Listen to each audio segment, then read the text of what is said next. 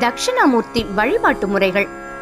தட்சிணாமூர்த்திக்கு நல்லெண்ணெய், தேங்காய் எண்ணெய், நெய் ஆகியவை கலந்த விளக்கேற்றி வழிபட வேண்டும். 11 அல்லது 21 விளக்குகள் ஏற்றலாம்.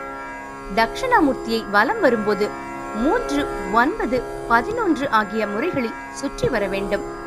அவருக்கு பிடித்த முல்லை அல்லது மல்லிகை மாலை அணிவித்து கொண்டை கடலை வெற்றிலை பாக்கு பழத்துடன் வழிபட வேண்டும். தட்சிணம் என்ற சொல்லுக்கு தெற்கு என்றும் ஞானம் என்றும் பொருள் உண்டு. ஞானத்தின் திருவுருவமாக அமர்ந்து தன்னை வழிபடுபவர்களுக்கு ஞானத்தை வழங்கி அருள்பவர் தட்சிணாமூர்த்தி. ஞானமானது தட்சிணாமூர்த்தியின் முன்னிலையில் அவரையே நோக்கி நின்று கொண்டிருக்கிறது.